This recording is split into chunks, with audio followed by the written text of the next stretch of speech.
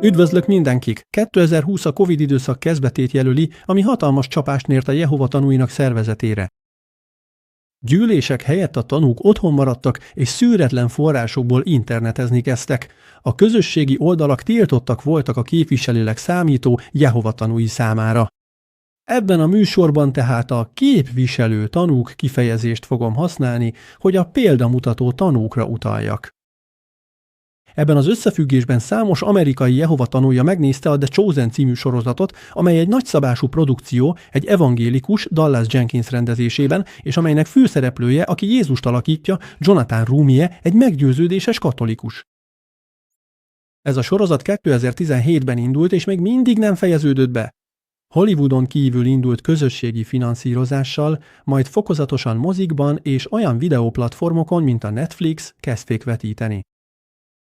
Személy szerint teljesen elment mellettem az a sorozat.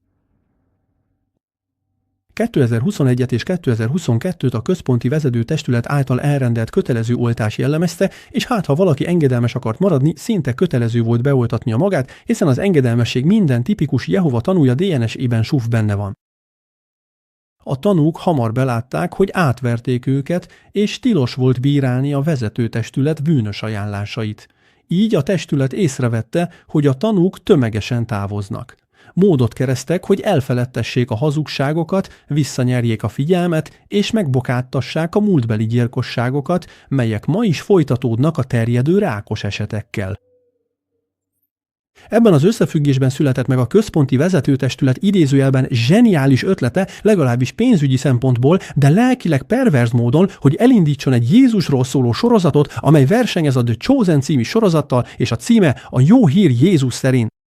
A cél az volt, hogy becsalogassák a tanúkat, mint mikor egy csalódott gyereknek mozit ígérnek. A vezetőtestület mintha azt mondta volna, felejtsétek el a múltat, a halottakat, a hazugságokat, és ne várjatok bocsánatkérést. Cserébe egy olyan sorozatot kaptok, ami évekig izgalomban tart majd benneteket.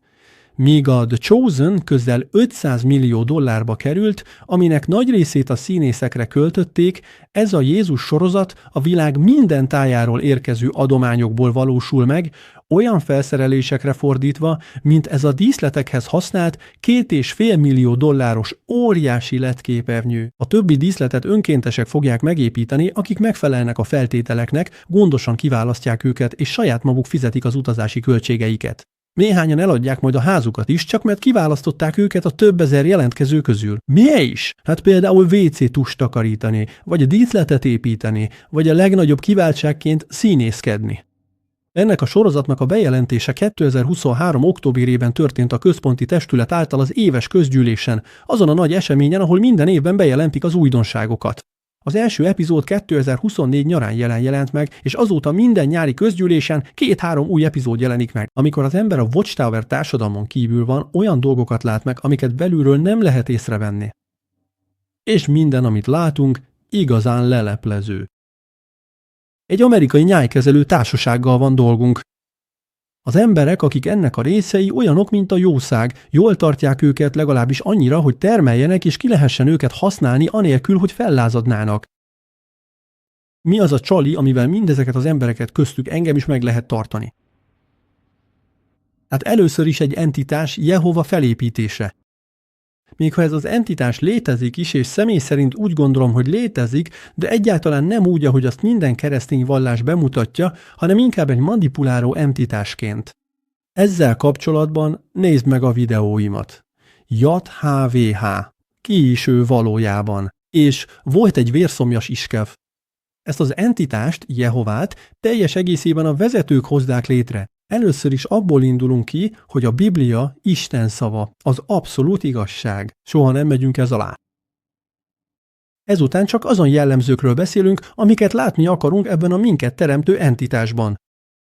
Tehát olyan verseket idézzünk a szeretetről, igazságról és hatalomról, de közben kihagyjuk a Biblia mészárlásról és kínzásról szóló részeit. Miután ez az entitás maga tökéletesség lett, akkor az érzéseinkre hatva elérik, hogy mindannyian a saját, mindenható, mérhetetlenül szerető bizalmasunká tegyük őt. És ekkor már rendkívül hatékonyan lehet minket manipulálni. Láttam, amikor a testvéreim és nővéreim készek voltak a legnagyobb áldozatra. És a vezető testület nagyon jól tudja használni a kettős beszédet, egyszer azt mondják, hogy Jehova szervezete döntött így, máskor pedig, hogy Jehova döntött így. Két kifejezés, amelyek szinte teljesen egyformává válnak. A kötelező oltásokra visszatérve, David Splain szerint Jehova hagyná, hogy a Betel tagjait beoltsák, ha az nem lenne jó nekik? Vagyis megölöm a kutyámat. Ha sikerült, az csak azért lehet, mert Jehova megengedte. Ha megengedte, biztosan jó volt. Ez praktikus, mert így bármit megtehetünk Jehova jóváhagyásával. És amikor ezt a konkrét kijelentést hallottuk, egyáltalán nem is feltételeztük, hogy ez ostobaság, sőt, akár bűnös dolog is lehet. Pedig az! Ezért utána néztem annak a pillanatnak, amikor bejelentették a Jézus szerinti jó hír sorozat megjelenését. Hosszú beszédek hangzottak el Jehova tulajdonságairól, és így mindenkinek a felelősségéről, hogy Jehováért cselekedjen, többek között megbocsásson, ezekkel kezdődtek ezek a bejelentések. Akkoriban Svédország és Norvégia kormányai megtagadták, hogy támogatást nyújtsanak a tanúknak. Két előadó jelenti be a prédikálással és az óraszámolással kapcsolatos enyhítéseket. Az egyikük svéd zászlós színű nyakkendőt, a másik norvég zászlós színű nyakkendőt visel. Egyetlen tanú sem, aki bent a melegben ül, értheti, mi történik valójában. De amikor már benne voltál és most kívülről nézed ezeket az apró részleteket, akkor érted meg igazán az egész manipulációt. Egy korábbi adásban beszéltem a 2021. júliusi szimbolikus 19 000-es számról, ami a Covid halottakat jelentette. Értitek, az oltás miatti haláleseteket, ugye? Az oltás ölt! A következő hónapban azt jelentették be, hogy 19 000 bételita kapott oltást. Hogyan értsem ezt az egyenlőséget? A 19 000 beoltott egyfajta áldozat volt, amelyet a halottakért hoztak. Ennyi az egész. Mintha a vezető testület azt mondja, tévedtünk, vétkeztünk, valami egyenértékűt kell feláldoznunk. Ne feledjük, Jehova tanúi tanítása a tanakra, vagyis az Ószövetségre épül. Még ha ott is van a bevett kifejezés, már nem vagyunk a mózesi törvény alatt, tanúságokat vonnak le belőle, és ugyanúgy cselekszenek. És itt látszik, hogy ott van mögötte az Elohim, a gonosz Jehova. Egy hónappal később, 2021. szeptemberében elérik a 22 000 beoltott bételita számát. Ez is egy kerekszám, tehát szimbolikus. A bételiták hasonlóak azokhoz, akik Jehovának szolgálnak. Az ókori Izraelben kik szolgáltak a hajléknál, majd a templomban? A léviták. Hányan volt mondom is rekten. 22 000. 22 000 ugyanannyi. Ezt a 22 000 bételitát feláldozták a védőoltás, vagyis Jehova oltárán. Ők fel voltak szentelve. Ezt 44 000 teljes idejű szolga követte. Ők is mind be voltak oltva. Kerekszám, tehát szimbolikus. Itt is kétszer 22 000-et találunk. A kettes szám a megerősítést jelenti, amit minden Watchtower kiadványban használnak. Vagyis a központi vezető testület a legjobbat adja Jehovának buzgón, hiszen kétszer annyit ad. Képzeljék el, mennyire örülhet az Ószövetségi Jehovája, aki áldozatot áldozatra, gyilkosságot gyilkosságra követel. De mindezeken felül ott vannak a módosítások is, amelyekkel igyekeznek elkerülni a tanúk elvándorlását gondolatban. Amire eddig nem figyeltem fel, az ennek a sorozatnak a megjelenése, a jó hír Jézus szerint. Szerintem ezek a célok, amelyeket ez a sorozat követ.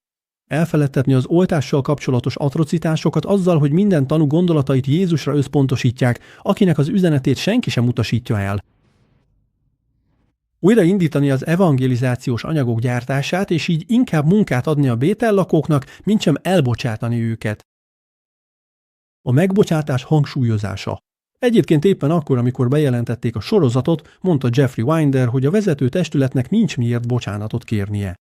Ami azt jelentette, bocsássatok meg nekünk a gyilkosságokért, de mi már tiszták vagyunk. És miért vannak ők tiszták? Mert egyrészt áldozatokat mutattak be, a beoltott bételita testvéreket, de végül bemutatják Jehovának a végső áldozatot, Jézusét, hogy minden bűnüket lefedjék ezzel a sorozattal.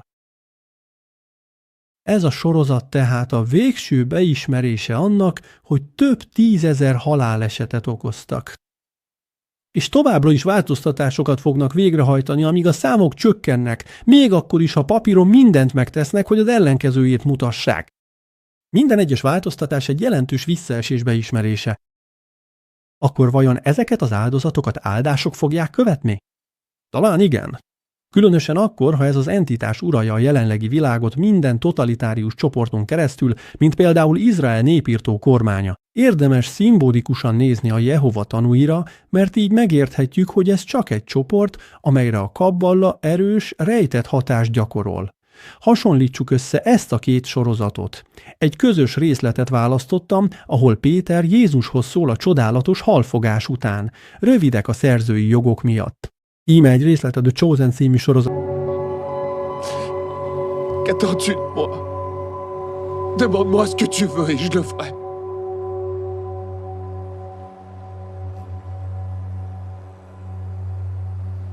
Suis-moi. Nos, jól látható a manipuláció. Az érzelmekre való hatás és a színészek jó játéka nagyon hiteles. És most nézzünk meg egy részletet a Jézus szerinti jó hírből. Maintenant ce sont des hommes que tu prendras vivants.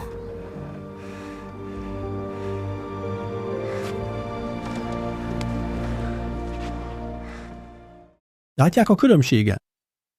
Ez nem ugyanaz a költségmekés. A JW-ben sufa színészeket nem fizetik. Ez látszik is, mintha korabeli jelmezbe öltözött tanúkat látnánk. Ráadásul a JV sorozatot nem a nagy közönségnek, hanem kényszerközönségnek készítik. Amikor elmentek egy összejövetelre, és ott vagytok 2,5 óráig prédikációkat hallgatni, egy film, még ha lassú és passzív is, elviselhető.